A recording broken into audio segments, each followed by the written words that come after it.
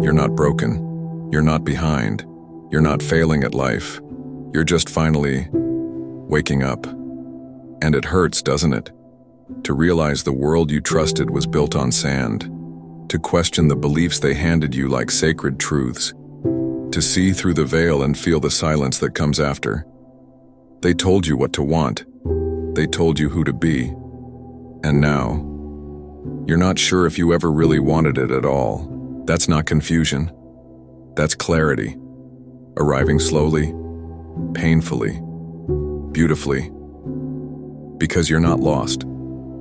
You're just finally questioning everything they taught you. The system was designed to keep you asleep. Not because it's evil, but because control is easier when people don't ask questions, when people follow the script. Go to school, get a job, buy the car, chase the title, numb the pain, die quietly. They called it success. But did it ever feel like freedom? The truth is, most of us were domesticated, not educated. Trained to obey, not to think. We were rewarded for compliance, punished for curiosity. Don't question the teacher. Don't talk back. Don't ask why, just do it. So we became performers, masks over faces, voices in our heads repeating their lines. And we lost touch with something sacred, our own inner compass. But here's the strange thing about awakening. It doesn't feel like enlightenment at first. It feels like grief. Because you're mourning the version of you that believed the lie.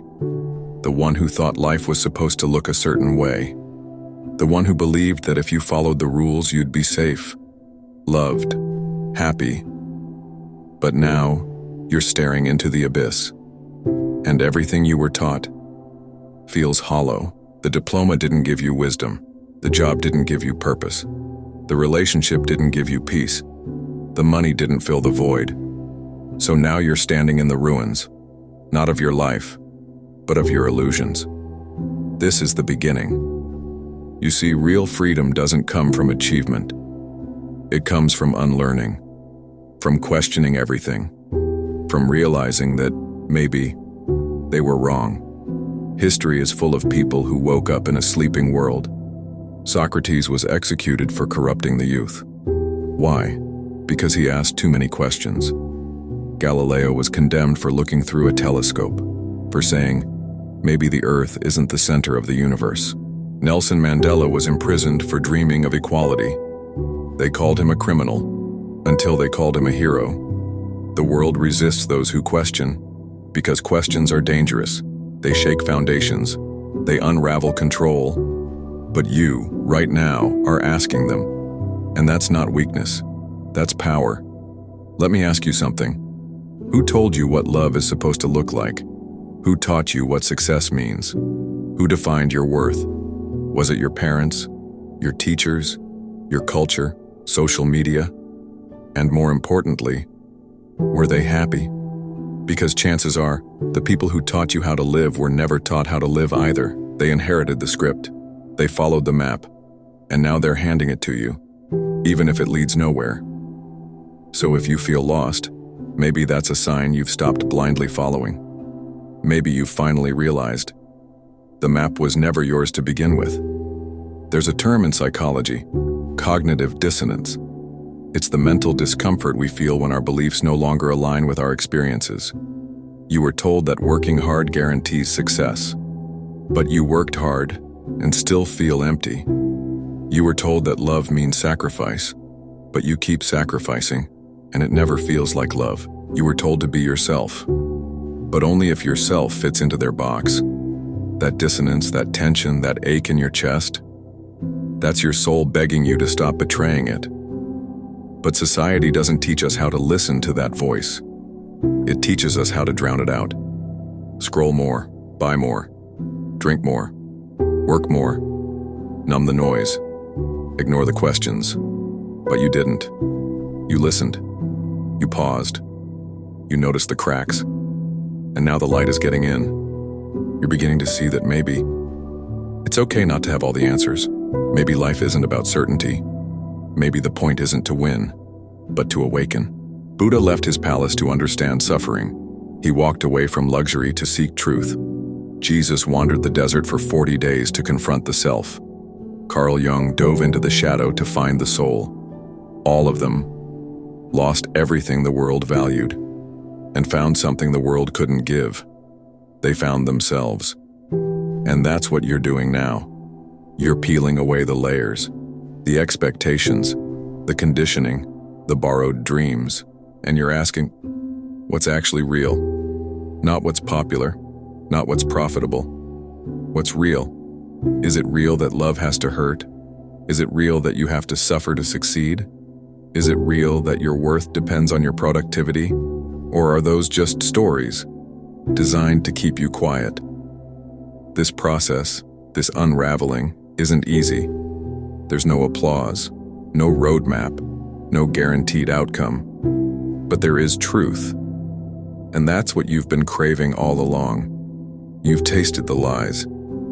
Now you're starving for something real. But here's the paradox. To find truth, you must become lost. To discover your path, you must leave the one they gave you. And that takes courage. Because when you stop fitting in, you risk being alone. When you stop performing, you risk being misunderstood. But you also create space for your real self to emerge. Not the self that's pleasing, polished, perfect. The self that's raw, curious, flawed, and free. You see, identity is a prison when it's built by others, but it becomes a sanctuary when it's built by truth. So if you're questioning, keep going. If you're doubting, lean in. If you feel like you don't belong, maybe that's because you were never meant to fit into something that never honored who you are. You were meant to evolve, to shed skin, to break patterns, to remember. And remembering starts with forgetting everything they told you. Forget that life is linear. Forget that success is a destination. Forget that you're supposed to have it all figured out by 25. Forget that love is control, that masculinity is stoicism, that femininity is softness, that gender is binary, that truth is fixed. Forget it all. Start again. Look at the world not through the eyes they gave you, but through your own. That's when you'll begin to see you were never lost. You were just swimming upstream in a river that wasn't yours. You were just waking up from a dream they called reality, and now you're free to question everything. Because real adulthood isn't about becoming what they wanted. It's about unbecoming what you're not. It's about returning to your own knowing. And your knowing may look strange to others. They may call you naive, or rebellious, or ungrateful. Let them. They're just scared. Scared of what your freedom says about their chains. But you're not here to conform. You're here to remember. Remember what joy felt like before it was measured by likes. Remember what curiosity felt like before it was shamed, had a price tag. That's the real you. And they've tried to bury it under duty, performance, guilt, and fear. But you're digging it out. And that is sacred. So when the doubt creeps in, when the voice says, you're lost, you're behind, you're broken, pause, breathe, and say back, no, I'm just finally asking the questions you were too afraid to. And that's not weakness, that's liberation. Because the most radical thing you can do in this world is think for yourself. Not out of spite, not out of ego, but out of truth. Out of the deep, gut-wrenching realization that this life is yours. No one's coming to live it for you. No one's coming to give you permission. No one's coming to explain who you are. That's your job. And it starts today. So burn the map. Follow the silence. Walk into the unknown, because the most beautiful things you'll ever find are buried beneath everything they told you to ignore. Your joy, your voice, your power. And no one can take those from you unless you hand them over. You're not lost. You're becoming. You're not broken. You're breaking free. You're not behind. You're just no longer running towards someone else's finish line. You are the question. You are the path. You are the answer. And this is only the beginning. If you felt something shift inside you while watching this, if something resonated, stung, or cracked open, Don't let that feeling pass like a stranger in the night. Sit with it, wrestle with it, write about it, talk about it. Let it move you, because that feeling is the real you waking up.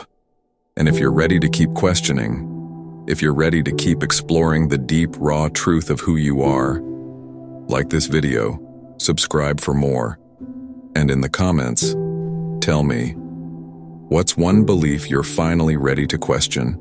Let's question it together, because your freedom might just start with asking why.